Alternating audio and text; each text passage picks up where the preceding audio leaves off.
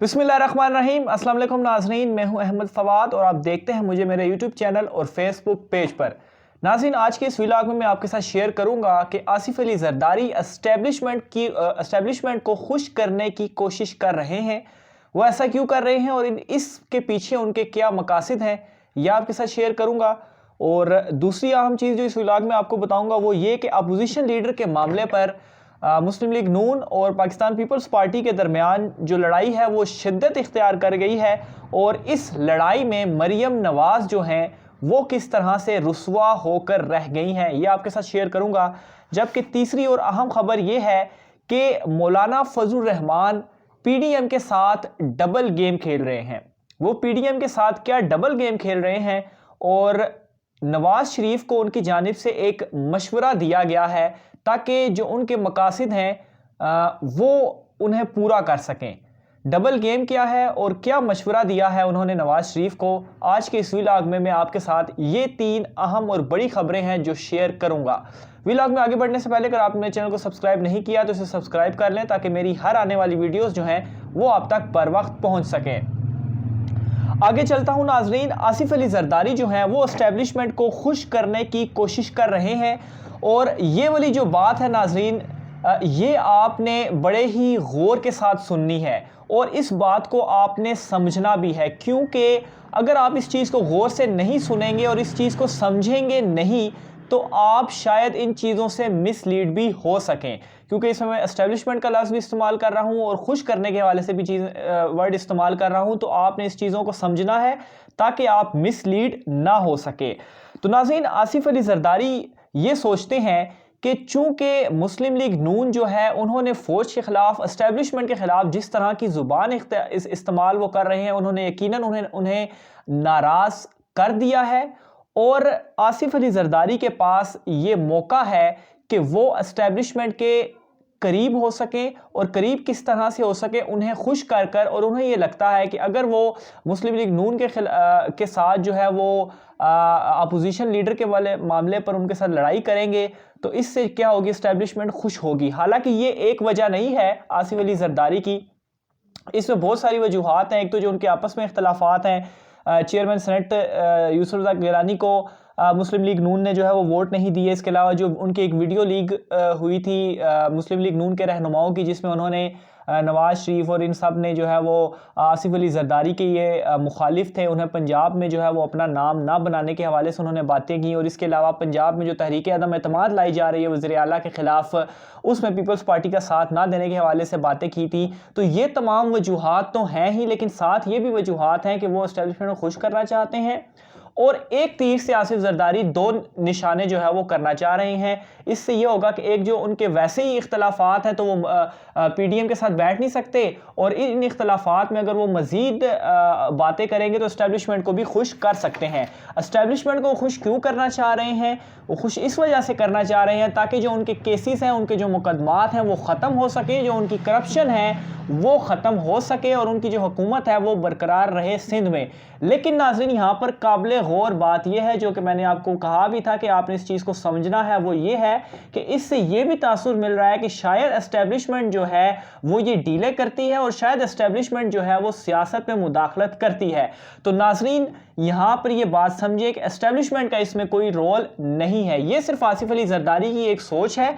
और आसिफ अली ज़रदारी इस तरह से क्यों सोचते हैं? वो इस तरह से इसलिए सोचते हैं क्योंकि माजी में ऐसा होता रहा है। जिस तरह से नवाज शरीफ सेलेक्टेड हुए, नवाज शरीफ सेलेक्ट होकर आए और बार बार वो होकर आए, तो अभी भी वो ऐसा समझते हैं। लेकिन ये उनकी भूल है, क्योंकि इमरान खान की इस वक्त हुकूमत है और इमरान खान बारहा ये चीज़ कह चुके हैं कि नो डील, कोई एनआरओ किसी को भी नहीं मिलना। तो आसिफ अली ज़रदारी साहब, आप जितनी भी कोशिशें कर लें, एनआरओ जो है वो इमरान खान ने आपको नहीं देना।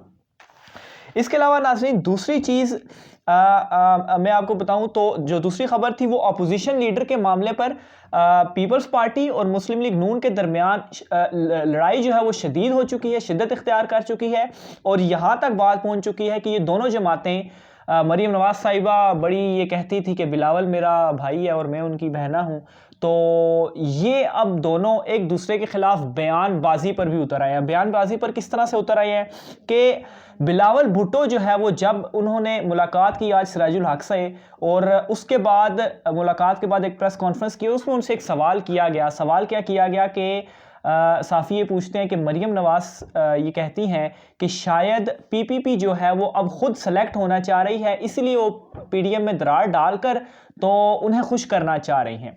इस पर बिलावल भुट्टो क्या जवाब देते हैं? बिलावल भुट्टो भी तंज करते हैं और वो ये कहते हैं कि जो सेलेक्ट होने की रवायत है वो लाहौर के एक सियासी ख़ानदान की है, और लाहौर का एक सियासी ख़ानदान कौन सा है? वो नवाज शरीफ का ही सियासी ख़ानदान है, जिन्होंने अपने ख़ानदान के हर फर्द को ही सियासत में लाया और उन्हें जो है वो नवाजा है।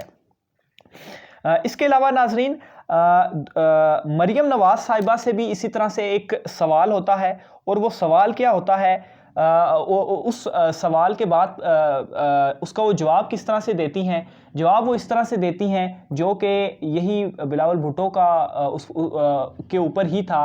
वो ये था कि मरीम नवाज कहती हैं कि जो कोई भी नवाज शरीफ के ख़िलाफ़ गलत ज़ुबान इस्तेमाल करेगा या नवाज शरीफ के ख़िलाफ़ कोई ज़ुबान इस्तेमाल करेगा, उसकी हम ज़ुबान खींच लेंगे। नाज़रीन, यहाँ पर आप एक और बात अपने जहन में रखें कि नवाज शरीफ साहिबा तो ये कहती हैं कि नवाज शरीफ के ख़िलाफ़ बात करने वाले की ज़ुबान खींच लेंगे, लेकिन उस बंदे का क्या करना है जो कहता है, जो पाकिस्तान को गटर कहता है। ये आप समझ गए होंगे कि मैं किसकी बात कर रहा हूँ। जनाब सुप्रीम कोर्ट के जज साहब हैं, जस्टिस काजी फ़ाइज़ ईसा साहब, जो कि केस हेयरिंग के दौरान उन्होंने कहा था कि हम जो है वो एक गटर में रह रहे हैं। तो उनके ख़िलाफ़ तो कुछ नहीं करना, बल्कि उनका साथ भी देना है और उनके हक़ में उन्होंने बातें भी करनी है। क्यों? क्योंकि वो इस तरह से वो बातें कर रहे हैं कि जो कि मुस्लिम लीग नून को सूट करती हैं, इसलिए उन्होंने उनके हक़ में बातें करनी है। लेकिन नवाज शरीफ जो कि एक मुजरिम है, अदालतों के डिक्लेयर्ड मुजरिम हैं और भागे हुए हैं, उनके ख़िलाफ़ किसी ने अगर उनके ख़िलाफ़ कोई बोलेगा तो उसकी ज़ुबान खींच लेंगे। इससे ये ज़ाहिर होता है कि नवाज शरीफ कितनी मुहब्बे वतन है और वो इस मुल्क के लिए कितना काम करना चाह रही हैं और अपनी दौलत, अपनी करप्शन को बचाने के लिए कितना काम करना चाह रही हैं। आखिर में नाज़रीन आपके साथ मैं ये शेयर करूँगा कि मौलाना साहब की जानिब से नवाज शरीफ को क्या मशवरा दिया गया। नवाज शरीफ को मौलाना साहब भी मशवरा देते हैं कि जो आपने बात की थी पंजाब में तहरीक अदम एतमाद लाने के हवाले से, उस हवाले से आप दोबारा रीथिंक करें और इसमें पीपल्स पार्टी का आप साथ दें और आप इसके ऊपर दोबारा से सोचें। क्यों? क्योंकि पीपल्स पार्टी भी जो इस्तीफ़े ना देने वाला मामला है, इसको अपना उनका 4 अप्रैल को एक इजलास है, उसमें ये इस इस्तीफ़े ना देने वाले मामले को वो सोचेंगी। इसलिए आप भी सोचें और ताकि जो ताल्लुकात हैं आप दोनों के वो बेहतर हो सके। हालांकि ऐसा तो होना नहीं है, ना ही नवाज शरीफ ऐसा करेंगे कि पंजाब में पीपल्स पार्टी को मौका दें और ना ही पीपल्स पार्टी अपना ये जो मौक़िफ़ है उससे पीछे हटेगी। और यहाँ पर मौलाना फजल रहमान साहब क्या कर रहे हैं? डबल गेम खेल रहे हैं। डबल गेम किस तरह से खेल रहे हैं कि वो उनकी पार्टी में अब ये बात आई है कि मौलाना अब्दुल गफूर हैदरी जो हैं उन्हें अपोजिशन लीडर के लिए नामजद किया जाए। यानी कि पहले पीपल्स पार्टी और मुस्लिम लीग नून लड़ रही थी, अब मौलाना साहब भी जो है वो डबल गेम शायद कर दें। तो ये नाजरीन आज की इस व्लॉग में डिटेल थी। और देखिएगा कि ये जो जमातें हैं पीडीएम की, अभी तो आपके सामने थोड़ी थोड़ी चीज़ें आ रही हैं, ये फ्यूचर में बिल्कुल खुल के एक दूसरे पर लान तान करेंगी। और इस चीज़ का फ़ायदा किसको होगा? इस चीज़ का फ़ायदा इमरान खान को होगा। और ये उन लोगों के मुंह पर तमाचा है जो लोग कहते थे कि इमरान खान को सियासत नहीं आती। तो इमरान खान अपनी हुकूमत भी कर रहे हैं और ये जो पीडीएम है, ये पीडीएम की जो लड़ाई है, ये लान तान है, इससे फ़ायदा इमरान खान को ही होगा। नाज़रीन, आज की व्लॉग में इतना ही। मुझे इजाज़त दीजिए। अल्लाह हाफ़िज़।